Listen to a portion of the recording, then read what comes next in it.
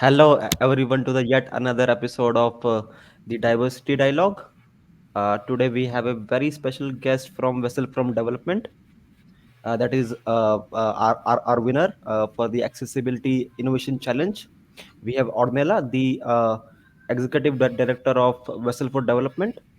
And to talk about a little bit about the organization, their project is titled Inclusive Reproductive Health Initiative, that is IRHI, and it's a female-led inclusive reproductive health initiative aims to accelerate the development of a menstrual cycle tracking device to break taboos and raise awareness of menstruation cycles and the sexual health for people with disabilities, especially for young women and girls.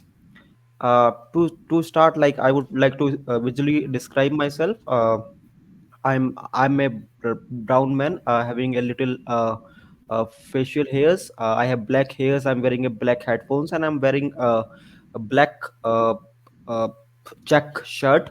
And my background has a walls behind me. And now I would like to introduce Ornella and request her to visually describe and then talk a little bit about the vision of the organization. Thank you. Thank you. Oh, hello everybody. My name is Ornella de Vinyle. I'm wearing a green gown. I have a silver necklace, black hair. I'm dark in complexion. Behind me are some books with some white and blue on the wall. Thanks. I'm representing the organization Vessels for Development, which is a non-profit organization based in Cameroon, working across the 10 regions of Cameroon, which has been working on projects beyond Cameroon too. Our projects target mainly people from vulnerable communities in rural areas, autochtone communities, prisons, girls with disabilities, and that's it. And we are focused on the promotion of sexual reproductive health, with the main focus on menstrual hygiene. And that's 70% of our programs. And 30% of programs targets youth socioeconomic growth. That is, we accompany young people on creating value, wealth in everything they do, always with a perspective of innovation and inclusion. Thank you. Ordana, so tell us a little bit about what inspired you, a little bit of backstory behind the organization and the project. Okay, Before Dev was founded 5 years ago, but we are legalized since 4 years. It was an outcome of my personal experience first, and the people who founded the organization along with me. The fact that each of us had some sexual challenges, sexual health challenges, due to the inadequate accompaniment that we had while growing in our puberty age, that created some complications. And when we changed the environment, because back then we grew up in rural areas, when we came to cities and started consulting doctors, we noticed that it had everything to do just with the hygiene and the way we used to take care of ourselves, the access to quality water, bathing maybe twice per day, changing in using the quality sanitary pads, and so on. So becoming an adult, we decided to tackle those points that caused us some sicknesses and some complications, to help younger ones to not go through that process, or prevent some sicknesses that most often happens due to lack of information simply. So it's from our personal experiences that the association was born. But also when we started with the programs, we noticed that vulnerable communities, even where we were working before, uh, were really having a very big gap on so many points, and especially on sexual reproductive health. So that's what motivated the birth of Vessels for Development. Now, the project Inclusive Reproductive Health Initiative is one of the programs that we have. We have three other programs, among which Menstrual Action. But just to talk about Inclusive Reproductive Health Initiative, it's because we have an inclusive team. We have blind, women with mobility impairment. We have deaf and dumb within the team. We noticed that when we would go to any travel agency, to offices, to ministries, we would never see people with disabilities, simply as it is. It was mainly people without disabilities were taking the lead. So just like that, though the majority of the team back then was not having any impairment, we thought it was not fair, especially when we pass in town. We see how people with disabilities are suffering. Even for any taxi to pick them up, it's a problem. So we turned to, for those who had cars, to stop by and help those with disabilities, maybe just drop them where it's going to be easier for them to get a taxi and so on. So all of that motivated the fact that there's a very big need of education, sensitization, of and advocacy for persons with disabilities to not just be acknowledged on papers, but in actual life. That is beyond the policies, beyond the laws, beyond the projects that still remains on papers. We didn't see the effective change within the community. So that's how ERI began. First, from the experience of those with impairment within the team, who shared with us the fact that they had difficulties consulting the medical doctors when they are sick, or if they want to maybe have some contraception pills and more. This privacy issue always comes in, and they cannot communicate with the medical doctors. So we decided to do like a small seminar gathering women with disabilities to evaluate what they were going through in their sexual reproductive health, and that problem came up. So that the factor that motivated the ERI project, where we first of all targeting midwiferys. Yes, I hope that's the right word in English. Yes, I'm pronouncing it well.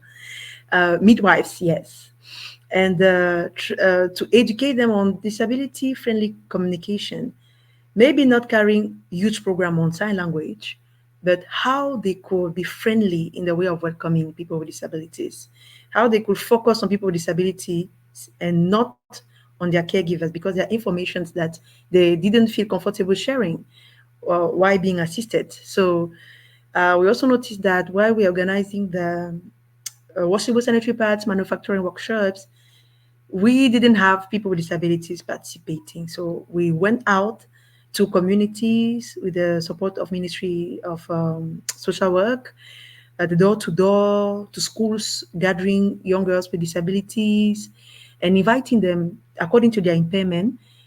Seeing those, we noticed that there was a very big gap, maybe finding tailors who could sew washable sanitary pads. So a lot of realities that we saw on the field that actually pushed us again to say, oh, how can we do an eco-creative, inclusive workshop? So we brought on board again people with disabilities. So IRI was, let me say, so many problems that we identified in the community, and now linked with to menstrual hygiene. So the medical personnel, education or sensitization, and then comes in the eco access to washable sanitary pads, how we could train them to actually do it by themselves depending on impairment. And then came on the point, the problem of girls with disabilities not knowing how to count their menstrual cycle. Not only girls with disabilities, girls in general, but the problem was really considerable and a major point for girls with disabilities. So that's what motivated IRI with its different components, basically. Yes.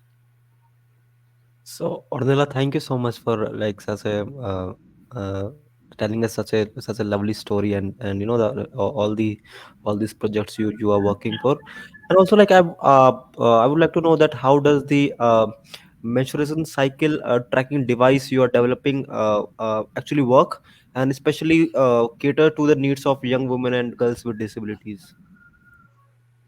Okay, the menstrual tracking bracelet was born through IRI, yes, trying to tackle those problems that we identified.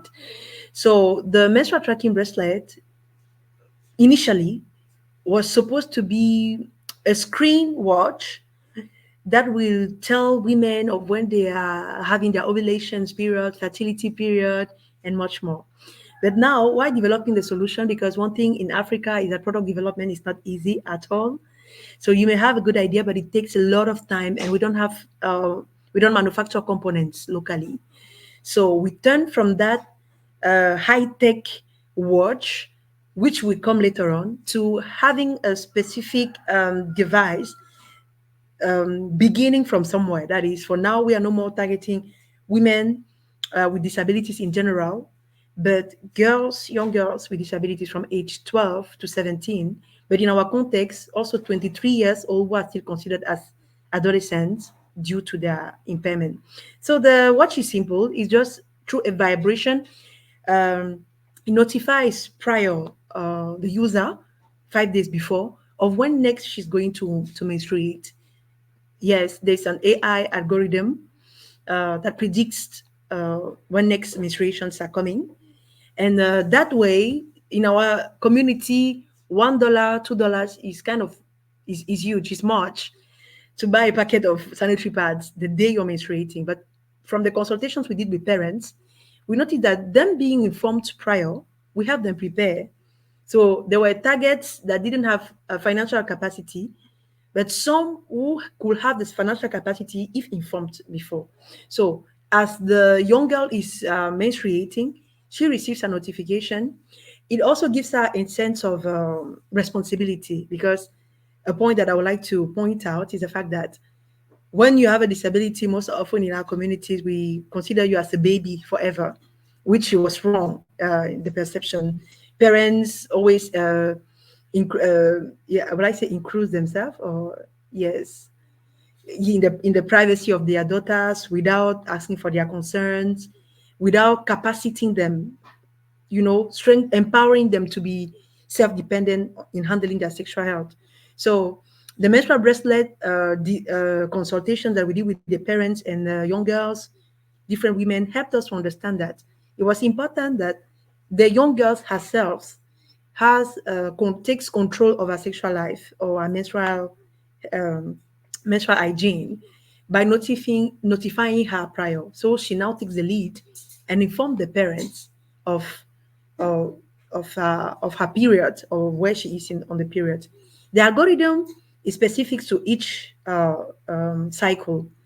That is, you when you use the bracelet on 3 months, the bracelet can automatically predict when next you're going to menstruate, be it a regular or irregular cycle.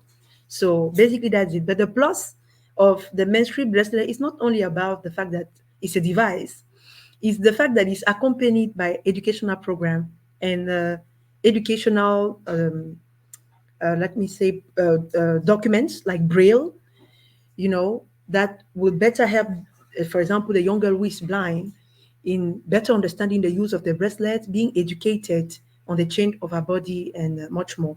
And the plus again of the watch is that we engage the cycle of care.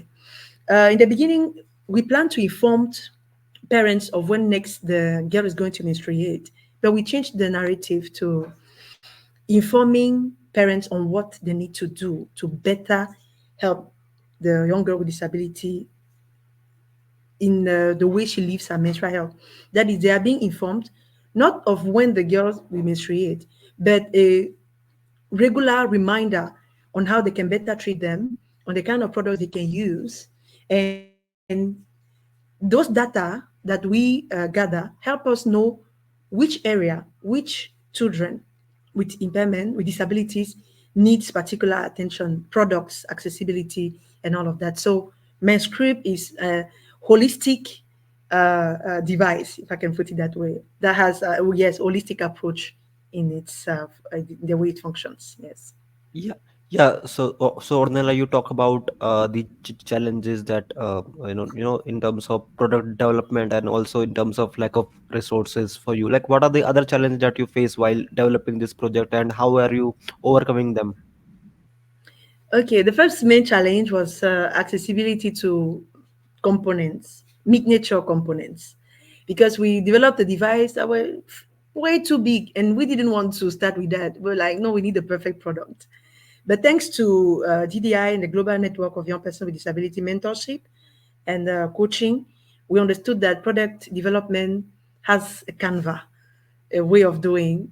You will not have the best product at once. So it's thanks to their accompaniment through the Accessibility Innovation Challenge that we better structure the product, and we started with what we had at hand, which was not really a problem. The size wasn't a problem because the young girls the young girls who tested it did not have any particular, let me say, problem using it, though they gave propositions to ameliorate the design.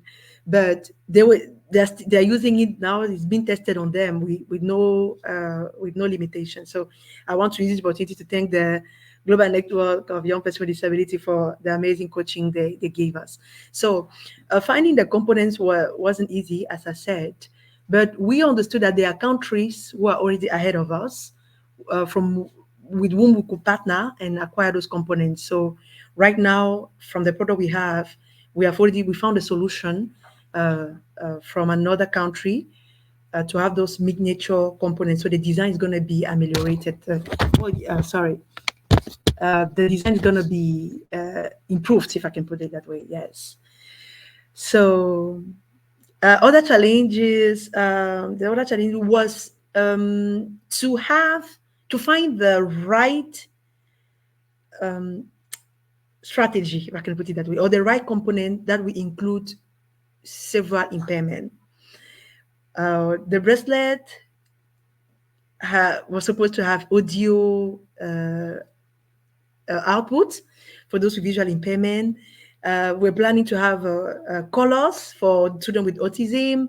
So all of that, we're actually putting all of those points in the solution was kind of very complicated. So we went in for the vibration. At least that was a fact. Can I say component? Yeah, that was more inclusive for the majority of impairment that we had. So the challenges were, how do we do to fit all the different impairments to make this bracelet inclusive? So at this point, the vibration is what we use mainly, and it applies for everybody. It's on the hand, it vibrates, everybody can sense it. So that was how we overcame the problem of putting different features from the beginning in the bracelet. The other limitation or challenge that I can mention here was how to test the solution on children who had a certain level of cognitive impairment. Yes, it wasn't easy because we really wanted to have the maximum of impairments being covered, and cognitive impairment was one of the major challenge that we actually faced. And how we overcame that, it was simply to call on our coaches, experts in language, who understand the psychology of children with cognitive impairment, who had to accompany us, train us, or only also participate to give us the formula, the language on how that we could use to test the solution with the children with cognitive impairment. So basically, that was a solution, and that was some challenges and how we tackle them.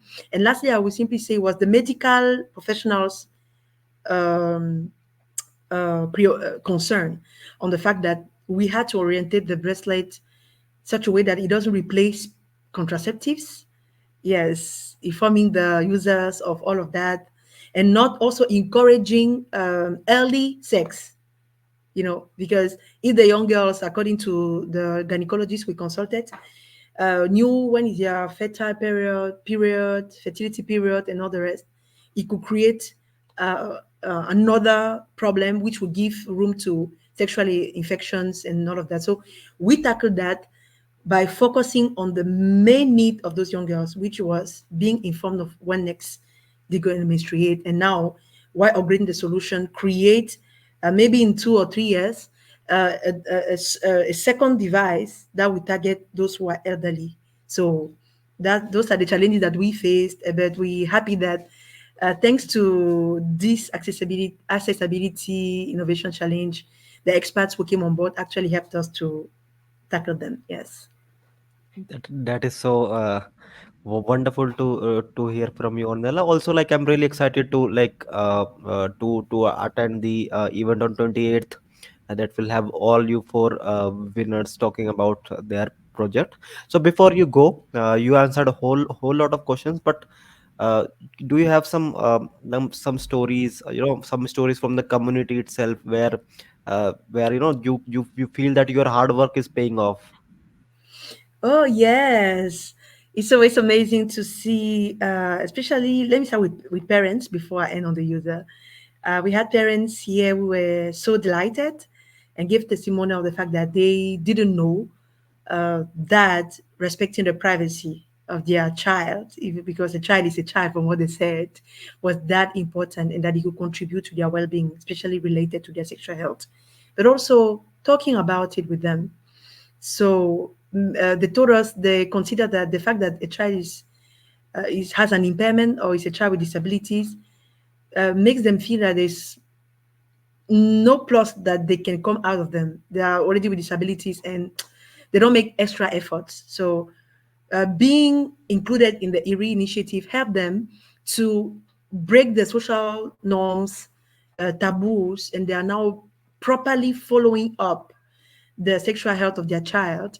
And it was something they've never experienced before. Nobody ever consulted them for such program, even to educate them on how they had to accompany their daughter and follow up their sexual reproductive health. So it was the first of its kind for many parents.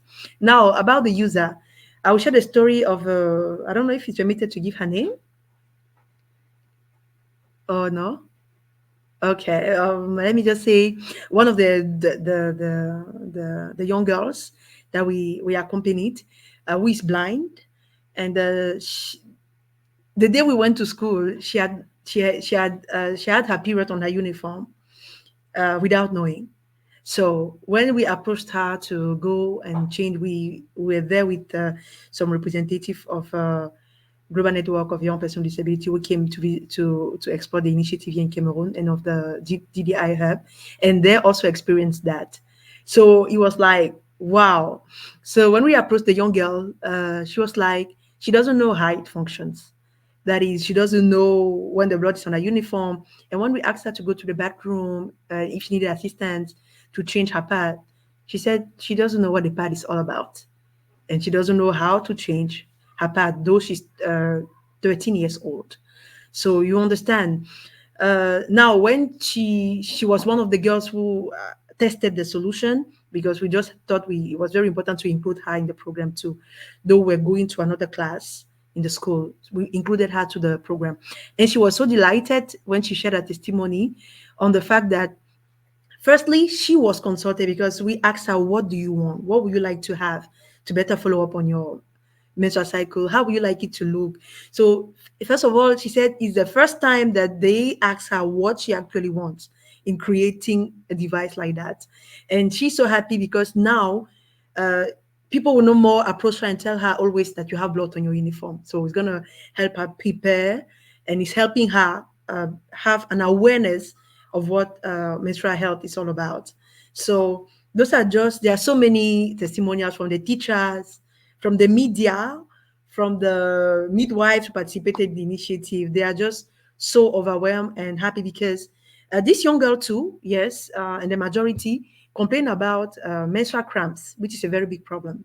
And they said, not they said, even the school also confirmed the fact that when they come to school and they menstruate, they have cramps, they are being sent back home. So knowing now when next they're going to menstruate would permit them take their painkillers before going to school. So not more missing school or being sent back home when classes are going on. So those are the many testimonials that we have had from the menstrual bracelets and the ERI project. Yes. Thank you so much, Ornella. This was such a heart touching story, and Thank I you. wish you a whole lot of impact and more such stories in this project and beyond. So until the next episode, please take care of yourself. Bye bye. Take care. Bye. Goodbye, everybody.